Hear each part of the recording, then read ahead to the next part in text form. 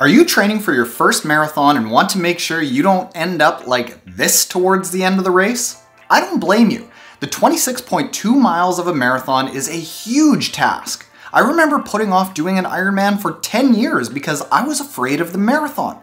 But with the right training, it was actually made easy for me.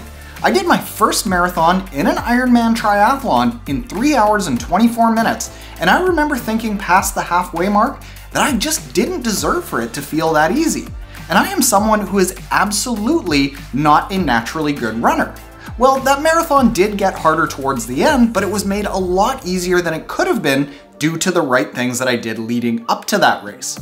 Fortunately, what I did wasn't anything special, and there are 5 key things that I did that you can do to make sure that your first marathon is also a success. What's up, motivators? My name is Taryn. When ordinary people want to take on extraordinary things in endurance sports, they choose Motive training plans. You're ready to take on that next big challenge? Let's do it. What we're going to talk about here isn't anything secret or too sophisticated. They're basic concepts, but they're things that most people either don't do because it seems too simple, or they don't do them correctly because they seem too simple to fuss over.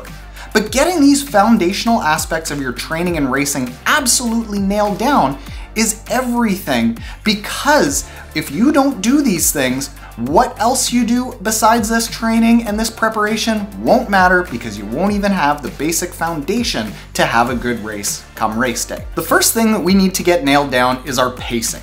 Most people go way too fast in the first 3 to 6 miles. But the first 3 miles are liars. You are going to feel amazing with the rush of the crowd. However, you're not that guy, pal. Trust me, you're not that guy. Sorry, but you need to hold yourself back, way back at the start of the race so that you can keep running strong at the end of the race. Also, the last 6 miles are liars. You're going to feel terrible at the end of the race even if you do it well. But in this case, you are that guy or gal. You can certainly dig deep enough to hold your pace and not walk at all, and this is where you will make up the most time. How you do this isn't just by training blindly, then hoping you can hit some arbitrary target pace on race day. You can ensure a good race day outcome by calculating your target pace 3 to 4 months out from your race. Then, in your once weekly tempo run, do intervals at and above this target race pace that you've calculated. Then on race day, be willing to check your ego for the first 15 miles and hold a lower than you would think is comfortable, steady pace. And doing this will allow you to hold that steady pace for the final 11 miles. And this is how you have an excellent race. I'm going to put calculators in the description below to all of the calculations that we talk about in this video so that you can use them to customize things for yourself. The next thing that we absolutely need to nail down is our nutrition. You might say that you're just going to take what's on course, or grab some gels and follow the instructions, or take a fuel belt and take nutrition as you need. But this is setting us up for a day of walking on the sidelines or texting our friends from the porta potty along the race course. What needs to happen for our race day nutrition doesn't just happen on race day. It needs to start months out from the race. 8 weeks out from the race, we need to calculate our target race nutrition that's personalized for our weight and our pace. The calculator for this is also in the description below. Then in our weekly long run in those final 8 weeks, we need to practice our race nutrition to iron out every last detail. But a real good race nutrition strategy happens even before these final 8 weeks. Year-round, we need to periodize our training nutrition so that our body learns to access our body fat stores for energy while exercising.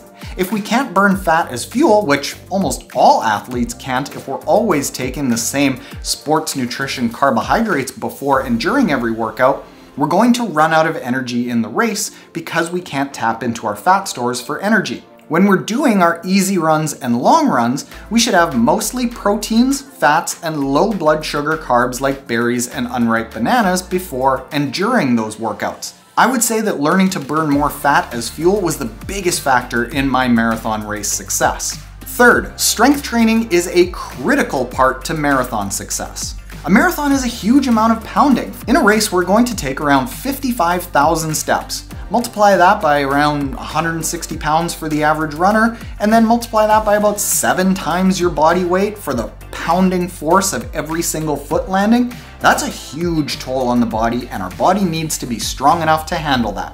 The thing is, Strength training is always looked at as an afterthought that only serious endurance athletes do. But I would say that it's even more important for us amateur athletes because we have imbalances and weaknesses created from our desk jobs and from driving around a lot, so we have to fix those imbalances with strength training. Strength train lightly, just once a week for even as little as 30 minutes, while focusing on very functional and core-based stabilizing movements, which we like using kettlebells for, will make a huge difference in our body's durability. Fourth, a lot of runners either run too little or too much. Beginner runners will just generally run without structure, not giving themselves the training that they need to have a successful race, while runners who have been at it for a long time hear about the 100-mile weeks of elite runners and think that that's what they need to do. Fortunately, science tells us where the sweet spot in weekly mileage is. The first thing we need to know is how much is enough. One study actually figured this out and determined that more than 40K or 25 miles for a peak training week, and the longest run being longer than 25 kilometers, roughly 15 miles, resulted in the best times.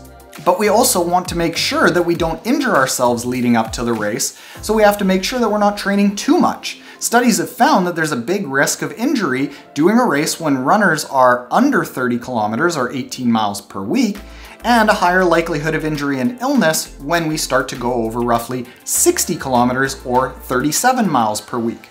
So that 40 to 60 kilometer or 25 to 37 miles per peak training week is the real sweet spot. And this can be achieved with just 3 to 5 runs per week. We'll lay out a sample training week in just a second. Finally, we have to make sure that we train in the right zones. Most people train too hard on easy and long days, but too easy on short and fast days. If we train too hard on easy days, it will build up a lot of stress on the body, so we'll be A, overtaxed when we get to the race, and B, we won't be able to go very fast on our fast days, so our training won't be that effective. To get this dialed in, we should all do our long runs and recovery runs under our zone 2 as calculated by a max heart rate test, and then do all of our fast runs by pace as calculated by a running time trial. This will make sure that our training efforts are personalized to our unique speed and physiology. Again, both of these calculators are in the description. Okay, this might seem like a lot of ideas going every which way, but putting all this together into a plan that you can do yourself can be done with as little as 4 workouts per week. One long run that is low intensity in your zone 2 heart rate, where you don't eat a lot of high sugar carbs before or during, but build this up so that your longest run is at least 25 kilometers or 15 miles, and then in the final 8 weeks, start practicing your race nutrition during this run. The next workout should be an interval run that is very fast, very high intensity, dictated by pace, taking plenty of carbs before and during the workout so that we can hit peak exertion levels. The final run should be a tempo workout that's a moderately high intensity, dictated by pace, and is slightly over your race pace. Again, have plenty of carbs before and during to be able to execute this really well. Finally, there should be one strength session with as little as 30 minutes focused on the stability and the core.